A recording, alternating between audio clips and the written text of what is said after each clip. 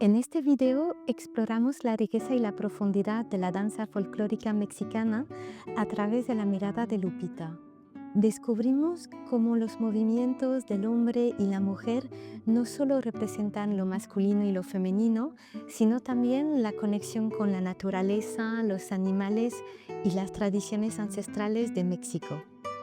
Desde el emblemático baile de la iguana en Colima hasta otras danzas autóctonas de Sonora y Michoacán, conoceremos cómo el folclore transmite disciplina, cultura y valores que se mantienen vivos generación tras generación.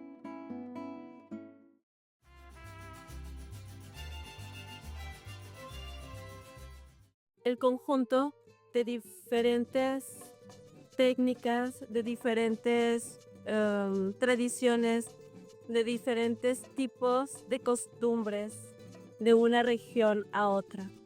Hay diferente tipo de música, diferente tipo de vestir.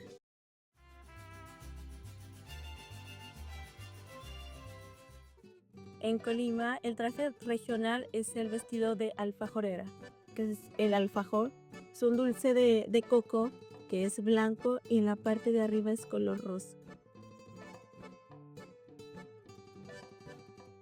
Colima es una ciudad del occidente de México donde es costa y por lo tanto hay muchas palmeras, muchos cocos.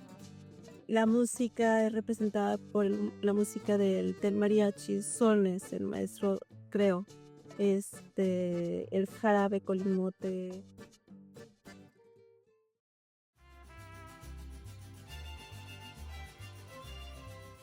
Una de las danzas más conocidas es el baile de la iguana.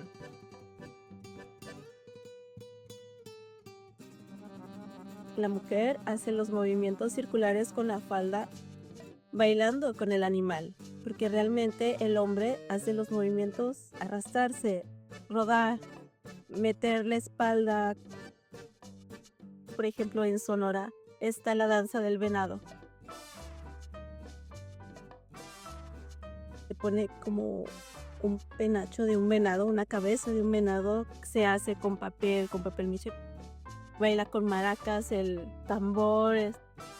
En Michoacán tenemos la danza del pescado. Es la isla de Janitzio. El hombre hace conmemoración a eso del pescado blanco.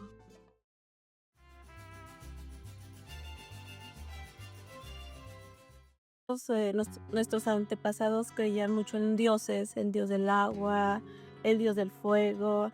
Entonces yo pienso que a raíz de todo eso viene toda esta fusión tan rica de danzas prehispánicas, autóctonas, y que ya después, cuando llegaron los españoles a conquistarnos a México, pues ellos también trajeron un poco de su cultura. Y no nos vayamos tan lejos, por ejemplo, los zapatos de folclore. Llevamos el tacón. En España las sevillanas bailan y tienen unos zapatos similares. Adoptamos un poco de lo que nos llevaron los españoles y lo convertimos a nuestra forma, a nuestro entorno, a nuestra cultura.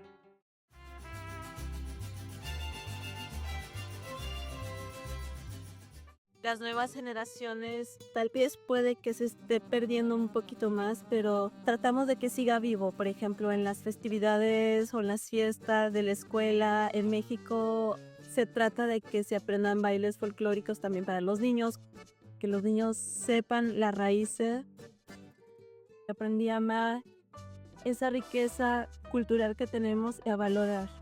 Una vez que salí fuera a vivir en Francia, ese amor y ese orgullo por mi país se super triplicó al máximo.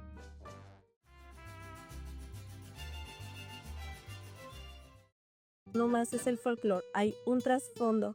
Tu cuerpo se debe de preparar con clases de técnica, de fuerza, de contemporáneo, para poder lograr hacer esto y no lastimarte la espalda.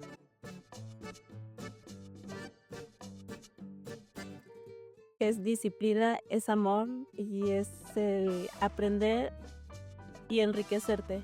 Que la danza te hace crecer como persona en muchos ámbitos. Los bailarines de folclore llevan esa misma disciplina en su vida, en su trabajo, en su casa, te construye una vida. La danza folclórica mexicana va más allá del simple baile. Encarna historia, identidad y actúa como un puente vivo que preserva las raíces culturales. A través de cada movimiento, cada gesto y cada vestimenta, los bailarines conectan con la naturaleza, con sus antepasados y con la comunidad.